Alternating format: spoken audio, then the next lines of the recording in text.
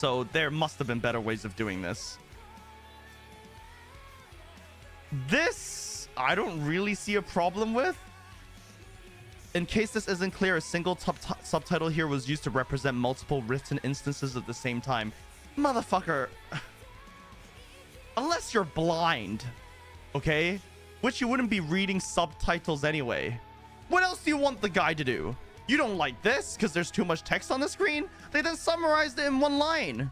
I mean, you can recognize the shapes, right? Even if you can't read this. I think this is fine. I think this is okay. I mean, it's two extremes though, right? This is one extreme and this is the other extreme. He wants to click 200 times. Edit the textures and whose eyes are those, and you can replace it like this. You could. Again, I think the best thing to do is to show the original image, press an overlay button, and then it overlays the English text on top. That's probably because clarity is the problem when you do this, right? And it would be the same if you just mash whose eyes are those in there kind of thing. It's not unusable, but it's low quality. I don't mind this too much.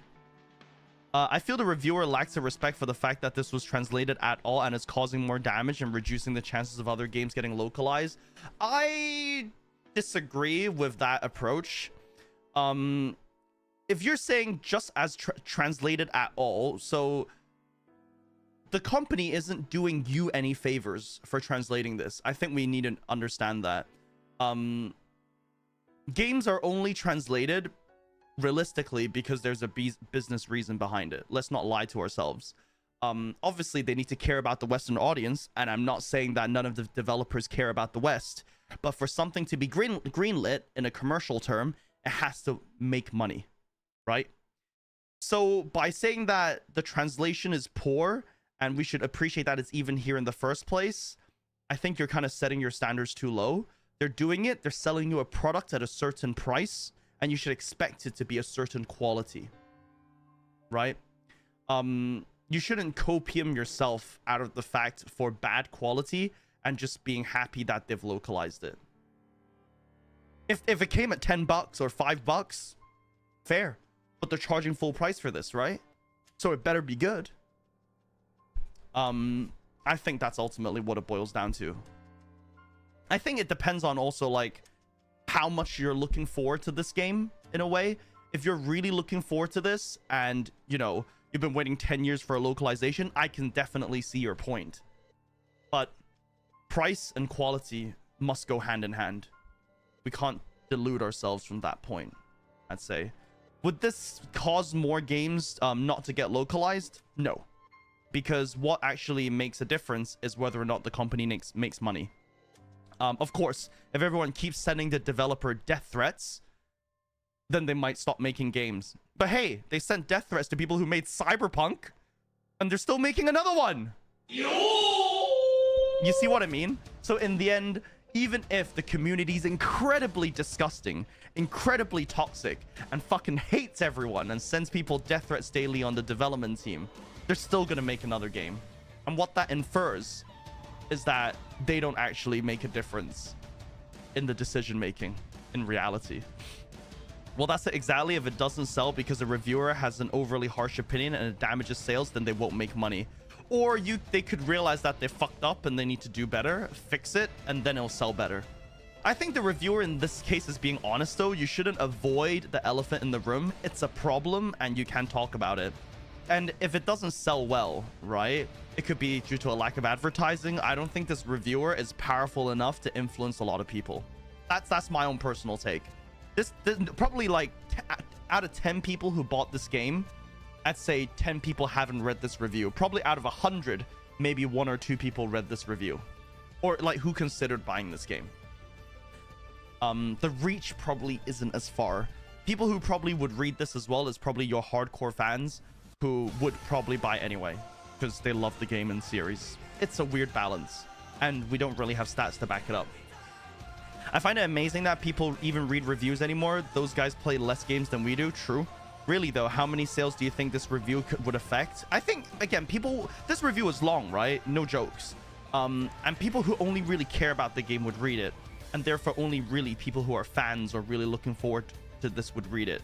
I see problems in this, and you know what? I'd still buy it on Steam. I don't give a shit. Right? And a lot of people, like Don, has already pre-ordered it. Lol. Good translations are important. If people accept mediocre translations, we won't get good translations anymore. I agree. I absolutely agree. If you're gonna do a poor translation, offer it at a worse price, not a poorer price, at like a lower price. Hey, you know, I only paid 10 bucks for this. It's kind of translated. It's kind of wonky. Deal. 40 bucks. Nah, it's got to be better. You read people and told people not to buy it earlier. Yeah, and what is it? 35 people in chat at the moment. How many people are not gonna buy it now? Well, and I've told people not to buy it on Switch because it's bugged. Have you not seen this? It's got nothing to do with the review. Dude, it's bugged to the point you can't even get the true ending. I can't hand on heart say you should buy this if you can't even get to the true ending. You can't delude yourself on this. It's broken, bro. And aside from this, it's cut out roots. You might as well play the original. Why would you want to buy it on Switch at all if you can't even play the game? I'm trying to be fair here, right? I think some things are a problem and some things aren't a problem. But right now, if this is the problem plaguing the Switch, you should not get it until they fix it. It won't be an enjoyable experience, right? I won't buy it because of Saku. Great, thanks, good job. I pre-ordered when it was first announced. What else do we have here? If the choice is a mediocre translation or no game at all, but I'll let it go. I think that's what I mean. You're setting your expectations too low. Why do we have to say it's mediocre or nothing? Right? Why do people as consumers have to accept that? Now I know, like, for example, I know everyone complains about translations. There's no perfect world. I appreciate that. But accepting mediocrity is not good. I would say is a bad habit to get into, personally. If you notice is mediocre and you decide to still play it, fine, not a problem. But can you criticize it? Of course you can. You shouldn't say it's mediocre or nothing, so I shouldn't even criticize it because, you know, otherwise we'll get nothing. Oh, that's just kind of being too negative in a way. You don't have to get fanatical about these products. Enjoying something and criticizing it don't have to be mutually exclusive. Exactly. You can point out if something's wrong. I'll still like it, right? And is it garbage? Is this bad? Oh, of course it is. Bro, can you imagine this on the Steam Deck? How are you going to read it? With a magnifying glass? It's a problem, right? But can you still probably put your face up to the screen and see it? Yeah. And will I probably do that if I was playing on the Steam Deck? Yeah, I would. Do I care that much? Not really. I mean, it's bad, but I can still read it. Look, I mean, Steam Deck would be this big. And maybe this big. How the hell do you read this? I think, honestly, with my face up to the screen, I can. I would argue the people... Sorry, hold on. I would argue people who love the game the most complain about it the most. We all know that by now. Yeah, I think so. Absolutely. I think so. And it's only people who really love the game who would write stuff like this and who would read stuff like this. Chaos had Noah features an in-game glossary that serves to define terminology and ideas that may be familiar to the reader, e.g. internet shorthand, scientific terms, yada yada. Puzzlingly, Noah's localization includes a small handful of glossary entries that serve not as definitions, but glorified translation notes explaining why idiosyncrasies were not translated into English. Wait, what? Japanese first-person pronouns like watashi, ore, boku, that kind of thing, right? Oh my god. 3 bots? Nani? Holy shit, I'm getting popular with the bots. I'm getting really popular with the bots. Off you go. Let me buy some more viewers. Okay, the Japanese language includes a shocking number of first-person pronouns, more than any other language in the world.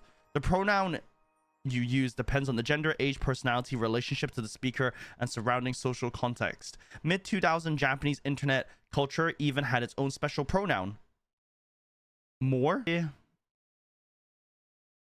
Inconsistencies, what, in the terms? All prior localizations romanize this as chunibyo or chuni.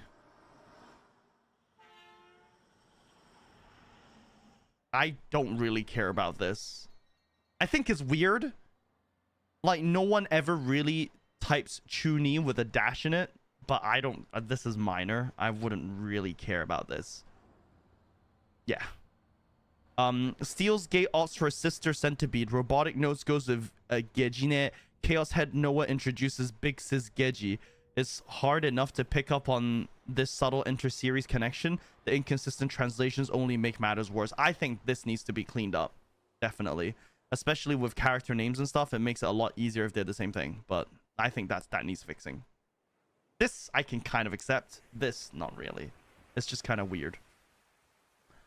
I will be happy when 4chan drops Kuro 2 spreadsheet and the patch. Yes, I'm waiting. Okay. So wait, what is this? Why does the localization settle for Romanized Ryaju when the familiar previously established equivalent normie already exists? Ryaju is Japanese for normie, like a Ryaju. Like the mouse control is broken as you cannot left click anything, etc. This is how you speedrun the game. Actually, you just turn up your FPS. 300 FPS speedrun, any percent.